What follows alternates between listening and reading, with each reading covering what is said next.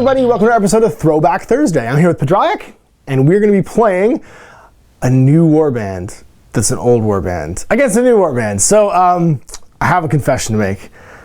I can't play my possessed warband anymore. They're just too bad now. I can't imagine the warband being led by the tyrant is the problem. I just imagine that at some point he just eats them all in their sleep. Like it doesn't make any sense that he's in charge. And I don't have anybody in charge. I got no money and my dudes are all bad, so we're just disbanding the warband.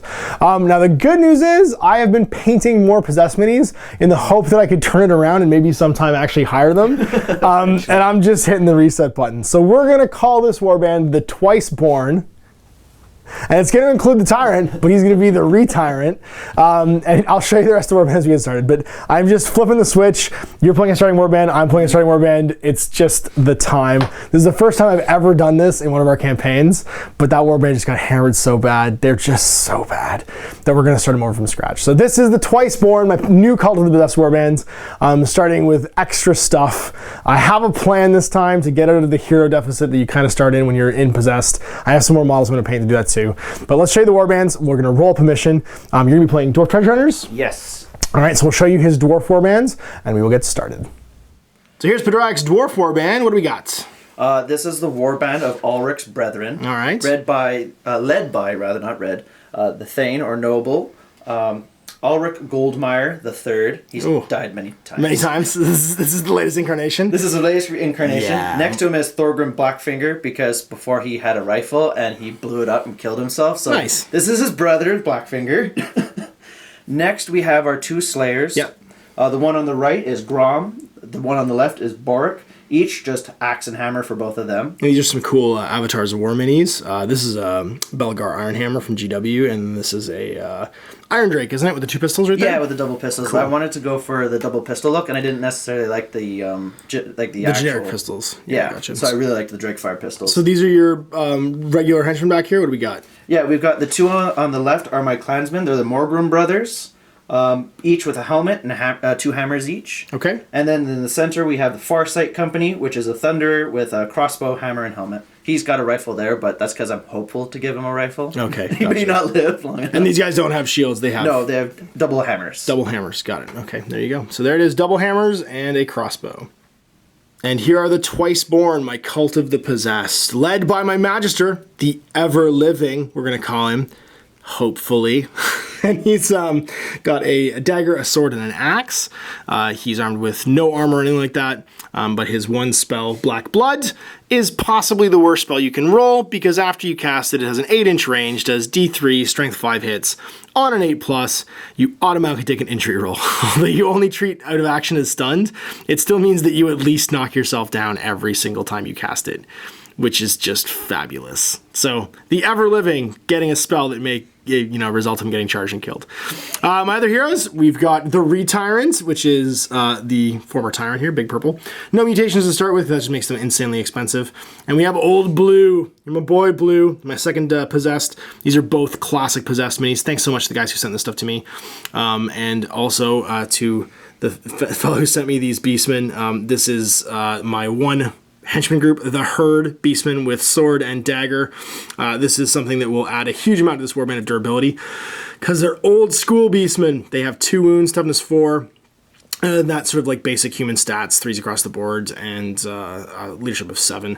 But they are great and durable and just great hitters for the warband. And then we got some Brethren, my Brethren, and these guys have clubs and axes, and they are just regular Possessed Brethren. So there's the starting warband. I do have a plan to hire a mutant, so I can get another hero eventually, but I wanted to have some numbers to start off with, which I've never had in this warband before. Starting with 8 guys, including 2 possessed, is pretty big. So they are the Twice Born. With our current warband ratings, 76 and 71, Padraic's going to have the roll to see who gets to do the scenario, or just to roll 4 scenario. So go for it, and roll 2 dice. We'll see what we get. An 11, Defend the Find. So this is Defend the Find. This is a great first scenario. What this is one warband, the warband with fewer starting models, that's going to be the dwarves, starts within 6 or inside of the objective building, the center of the table. This is going to be our objective building. And what they've done is they've found a bunch of weird stone, treasure, loot, whatever it is. Now the game goes until either one side routes, and the attacker basically deploys around the building wherever it wants. into one-sided routes, or there are more standing models inside the building from the attacker than the defender. So if I get in there and I knock everybody down, then I will be the one who, or then the game will just end and the winner will be the person that ended the game. Now, the building itself is just full of loot. And when the game ends, every hero inside the building that you have that's still alive gives you a bonus shard of Weirdstone. So this is an awesome first mission for both Warbands because there's tons of cash up for grabs if we can get our heroes in there and have them survive. So automatically, because he has less models, Padraic's going to be the defender. So he's going to set up his dwarves. I'll set up my Cult of Possessed Warband, and we'll get started. All right, so here's the dwarf deployment in their seized building. We have the marksman hanging up, or sorry, the thunder rather, hanging up here on another sniper nest position. Blackfinger, the runesmith, defending to find itself. He's currently looting, and Ulrich guarding the door. We have Grom with a clansman hanging out back there, guarding the ramp on the way in. And then this is Boric and another clansman standing in front of Ulrich as the first line of defense to keep us out of the building. So where the cult is basically deployed. Split up and go 6 inches from any table edge. My one brethren's hanging up over here to do some climb tests, try and take the sniper position. We've got the big crew of Oblu, the Retyrants, and then a, Beastman and Brethren. Basically trying to stay at a line of fire of all the guns, getting ready to head towards the building over here. And then the other assault team, which is 2 Beastmen, and my Magister, the ever-living, going for this ladder up into the building from the other side. So the sneaky possessed getting sneaky with it, and I believe the attacker goes first. All right, turn 1. Let's do some marching. So we're gonna march with this guy. He marches 8. Go hide behind this fountain. The 2 possessed can march 10. So conveniently I can go 8 and then 2, which will march me to the end here. With the first one, get him, Blue. You're my boy, Blue. And his friend who is in line with him, so he's just gonna mark up to there. The Beastman. Also only movement 4, but with 2 wounds, because this is the weird old 5th edition Beastman profile. It's going to mark up with the Brethren. I'm going to march this fella. He's going to move himself to a position where he can climb. He's just going to run up to here. And next turn, try and get up this wall. Beasterman, he'll be an inch up this ladder. So we're just going to move him behind it an inch to represent that. He will be basically behind him. So the next one on the ladder. And then he's just going to stand at the foot of the ladder. Magic, because I can't see anybody. So it's just going to be Dwarf turn 1. Landsman making a move. Yeah, we're gonna go. Hang out. Oop. You shall not pass style on the building. Blackfinger, where is he gonna go? He's gonna go up over here. Oh, no. Uh-oh. Fall down mulligan while we put some white tack on everyone's bases here. So he's gonna actually move Grom first. Up to there. Hang out behind the clansman. And then it's Blackfinger's turn. And if you've never done this before, a little bit of white poster tack onto the base can save your paint jobs when you play crazy platform games. Taking up more positions, Ulrich's going to move deeper into the building, as is Boric and the Clansman. All right, last but not least, we have the Thunderer. What's he gonna do? I think he's just gonna stay there just and wait. Wait to fire on people who happen to come around. They are gonna come around the corner eventually. Shooting right now happening from Blackfinger, who moved. The closest target looks like it's gonna be Old Blue, but you are elevated, so you could choose to shoot something further away if you'd like. Shoot Old Blue. Okay, Old Blue's gonna get it. You have your range extension from being a expert engineer weaponsmith guy, so you can shoot 12 inches for long range. You're well within 12, yeah. Yeah. Not quite within 6. So Bliss skill 3 to start off. He is going to be at long range, and he moved, so -2. That means he's gonna hit on 6s. The cut thing. Going for the 6. Oh, that's gonna be 3. All right, and that's gonna be the top now of Possessed turn 2. And we are going to, well, not have any charges to declare because nobody can see anybody, but we are gonna make some moves. We're gonna have Mr. Beasterman here, who's an inch up. Move 4 more. He's within 8, so he can't actually do anything other than get to the top of the building. His friend will be behind him, and the Magister will be behind him, because they are march blocked by the Dwarf. All right, so this fellow is going to make his initiative test, initiative 3, to try and climb up. Nope, he's going to fail. He's going to take a strength 4 hit from falling 4 inches. Sorry, he only takes the fall, actually, if he's climbing down, but he's climbing up. He just stays where he is and loses the rest of his move. Quite within 8 inches to be march blocked here for Blue and the Retyrant, so they're going to march. They're 10, and head over here. So going to here, just staying underneath the ledge here so that Mr. Crossbow can't see us, hopefully. Whoop. Actually, with an 8 of him, though, so we're going to have to move back a little bit. We're only going 5 this turn, which means we can only head to here. I think Blue is okay, though. So I think blue is far enough away. He's not march blocked. Yeah, no, he's okay. So he's going to go his 10 and go back where the retyrant was, like so. Mr. Beastman is also march blocked, so he's going to go 4 this turn, hang it over here, and this brethren is not, however. No, he's not, so he's going to go 8 and go hang it over here. On range, and no one's charging, so that is my turn 2. So we're on to Dwarf turn 2 as they defend their stronghold. So first things first, this clansman is going to charge my Beastman. He's going to go through and take him to the top of the stairs. All right, because he's march blocked, and dwarves do not ignore that in Mordheim. He's only going 3 this turn. Oh no, I lost my sticky dot. We'll just move it by itself. There you go. Just stay where he is, so it's a little easier for him to hit. And then your clansmen, Ulrich and I think Boric, can do something. he's just going to snuggle back a little bit. Okay, Quarreler not moving, so that's going to be the charge now. So you charged with a clansman into my beastman right here, and we're going to resolve this combat. 2 club attacks, hitting on 3s. So 1 hits. I'm going to try and parry it because I have a sword on a 6. So let's see if I can do it. 6 plus, negative. So you hit me once. I am toughness 4. What's your strength? Strength 3. Wound toughness 4. Oh, critical! What kind of critical? Oh no, 2 wounds plus 2. See what happens.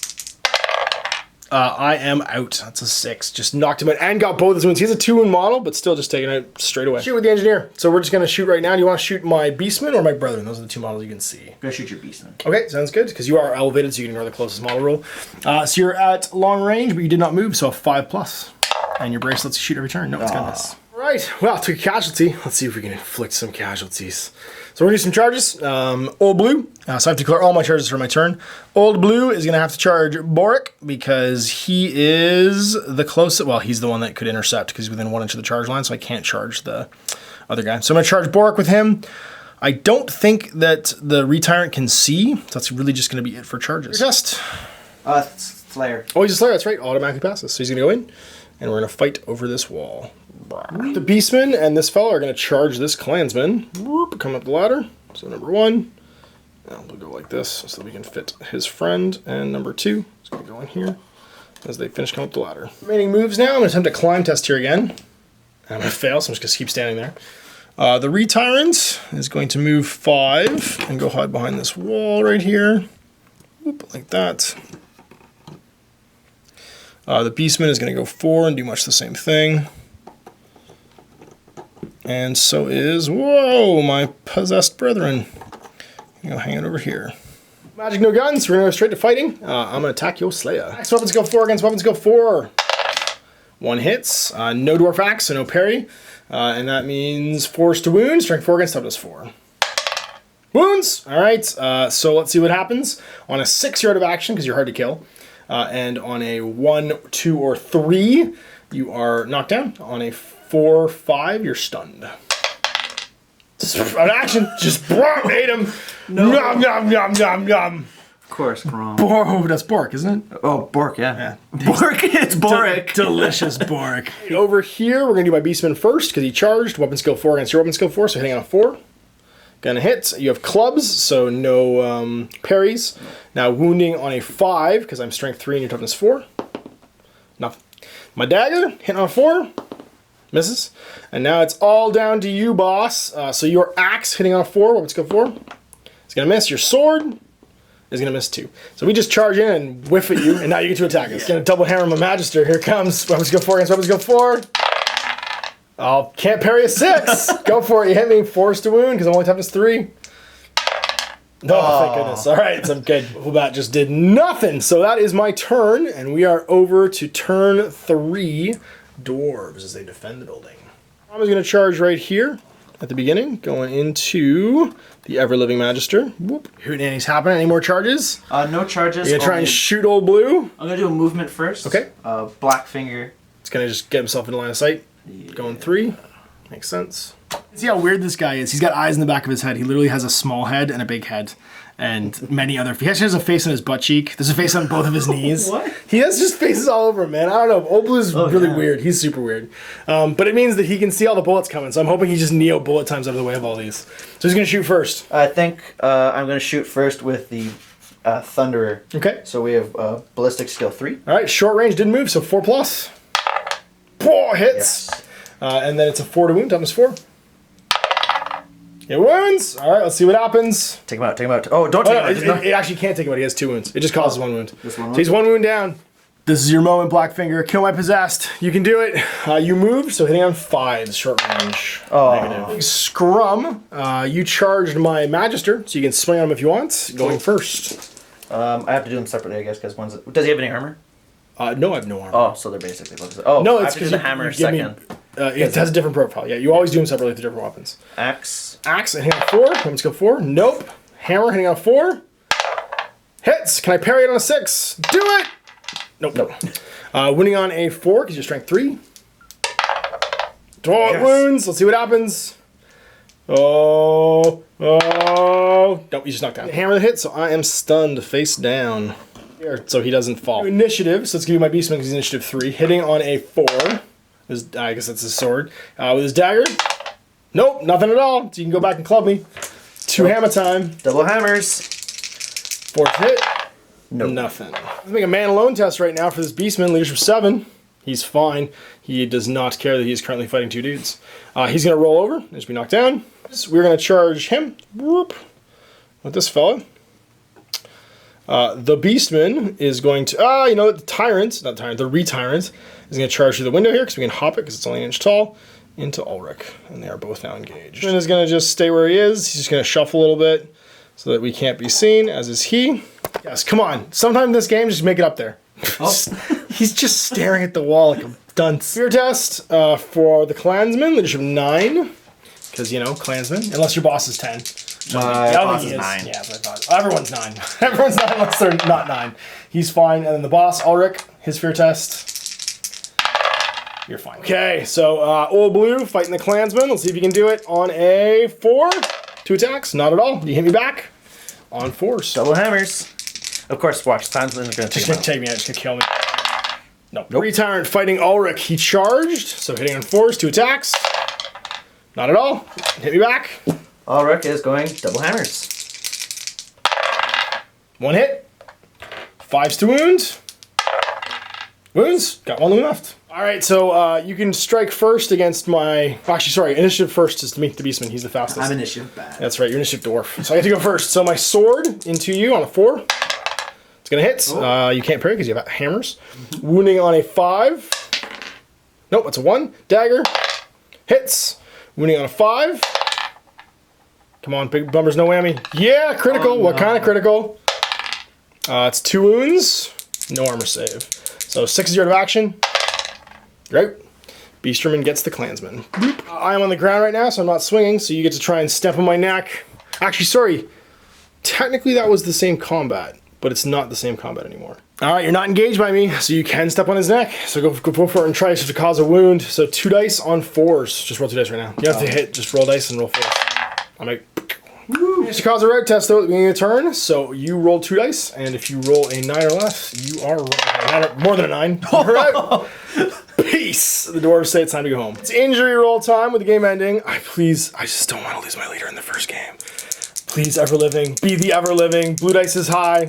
Let's do this. Live. Yeah, 55. Full recovery. Do you live? Nope, you're dead. You've got Boric and a Clansman. So which one do you want to do first? Use your dice. I feel better if you use your dice. Okay. I use my dice for my terrible entry rolls, but I like them hurting other people. Black high. Black high. All right. So Boric, 65. He's going to be sold to the pits and go fight a pit fighter. And then this guy 3+. He's good. Of course. All right. So you get to go fight a pit fighter. Let's roll to see who charges. Ha! Pit fighter does not go first, so you get to make your 2 attacks with your clubs. Go hammers, go. 4s.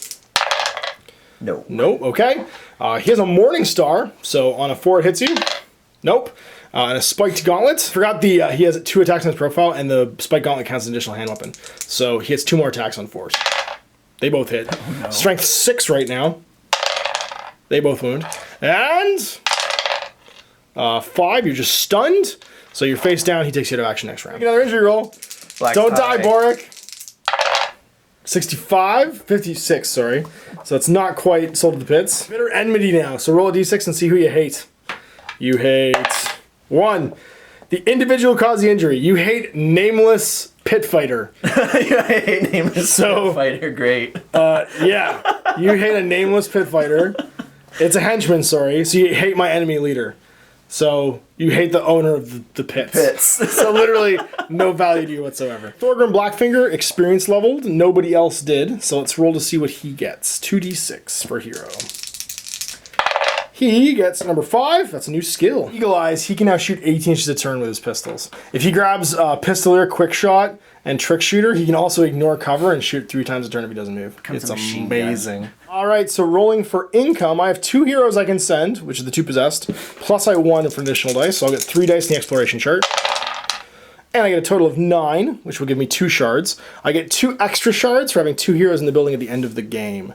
So that's 4 shards total. Which is I find a shop. What's in the shop? It's going to be D6 gold crowns, and if I roll a 1, a lucky charm. D6. Nope, just gonna be 4 gold shards. I'm gonna sell 3, because with 7 warband members, I'll get 65 crowns for that. With my 4 plus 4 in the bank, it'll give me a total of 73. Your exploration roll, so you're gonna get, you have 2, 3 heroes that can go looking around. So 3 dice for you.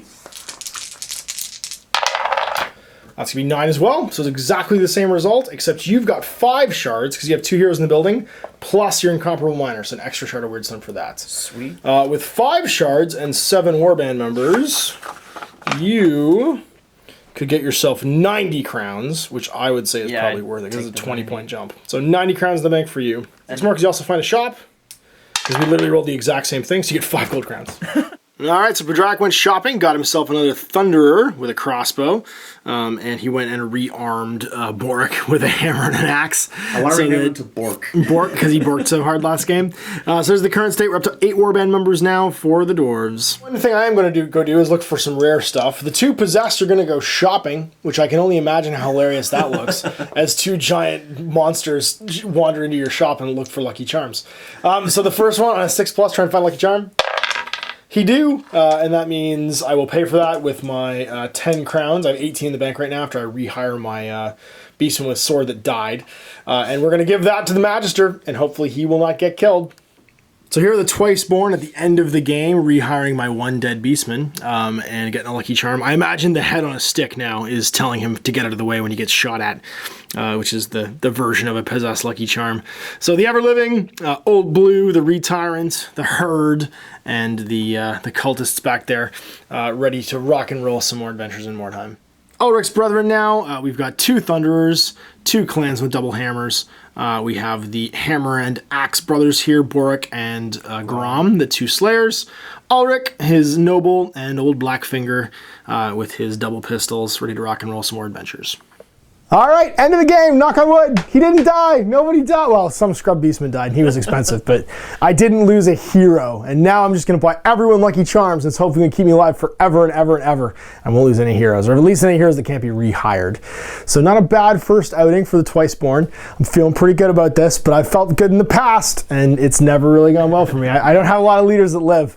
I'm the one whose leaders die. You did quite well, especially for losing the game. Typical Mordheim mentality. You lose the game, but you win the war with 3 extra Weirdstone shards. Definitely offsetting the fact that we both had low hero counts going into the game. That money that I spent rehiring that beastman, though, was supposed to hire my first mutant. But I didn't get to do that this game, because I would have had 4 heroes, which would have been awesome. But hopefully, I take no casualties in my next game, and I can hire a mutant, I can have 4 heroes, and not have the exploration rolls go the way they do. But so far, so good. We'll see you guys for more Throwback Thursday. Padraic, thanks for coming in. Thank you for having me. And we'll see you guys next week for another episode. Until then, I'm Ash, this is Padraic. Happy wargaming.